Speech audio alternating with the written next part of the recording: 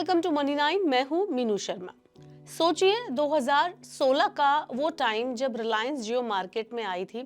पूरे देश में एक हलचल मच गई थी। मोबाइल डाटा के दाम गिर गए और लोगों को फ्री इंटरनेट सर्विस मिलने लगी। लोगों को जैसे आदत पड़ने लगी फ्री में इंटरनेट सर्विस यूज करने की। कॉलिंग प्लान और इंटरनेट पैक पहले कभी इतने सस्ते नहीं हुआ करते थे। जियो ने केवल टेलीकॉम सेक्टर में ही क्रांति नहीं लाई बल्कि पूरे डिजिटल इकोनॉमी को बदलने की कोशिश की।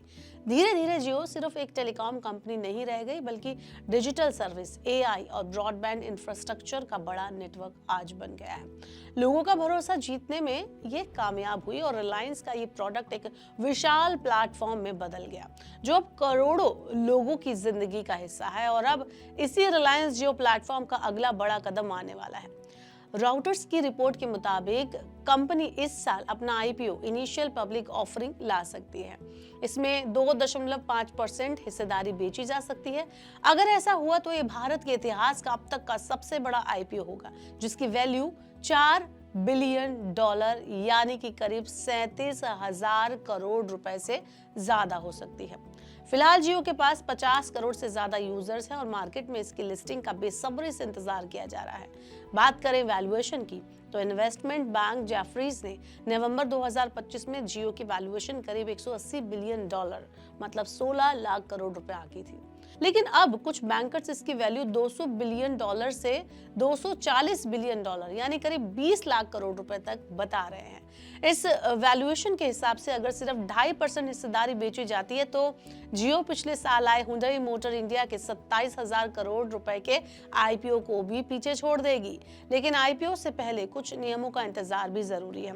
मार्केट रेगुलेटर सेबी ने बड़ी कंपनियों के लिए नियम बदलने का प्रस्ताव दिया है।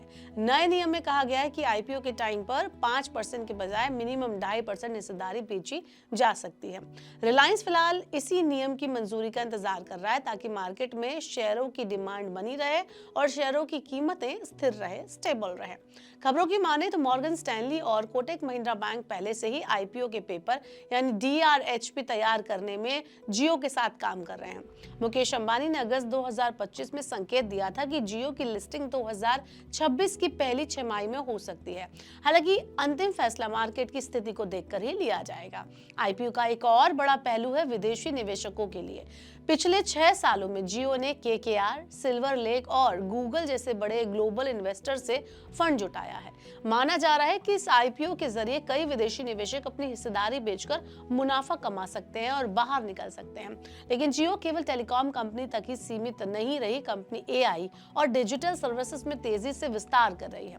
एआई इंफ्रास्ट्रक्चर विकसित करने के लिए जियो ने एनवीडिया के साथ पार्टनरशिप की है। इसके साथ ही जियो की मार्केट में सीधी टक्कर आने वाली एलन मस्क की स्टारलिंक से है जो भारत में जल्द ही सैटेलाइट इंटरनेट सर्विस शुरू करने वाली है। कुल मिलाकर ये आईपीओ केवल शेयर मार्केट की बड़ी खबर नहीं है बल्कि ये भारत के डिजिटल और टेलीकम्युनिकेशन सेक्टर के लिए एक माइलस्टोन है। जियो ने अपने लॉन्च के टाइम पर जो क्रांति लाई थी अब उसी क्रांति का अगला स्टेप, अगला चरण सामने है। देश के निवेशक और विदेशी निवेशक दोनों इस आईपीओ पर नजर रखे हुए हैं। यानी जियो का आईपीओ ना सिर्फ मार्केट में नई हलचल मचा देगा बल्कि ये दिखाएगा कि एक कंपनी कैसे इनोवेशन, टेक्नोलॉजी और यूजर ट्रस्ट से बड़ा प्लेटफॉर्म बना सकती है और अब शेयर मार्केट में अपनी छाप छोड़ सकती है। जियो के आने वाले आईपीओ को लेकर what's your point? Comment us below. ऐसे और वीडियोस के लिए देखते रहिए मनी 9 और सब्सक्राइब करें मनी 9 का यूट्यूब चैनल।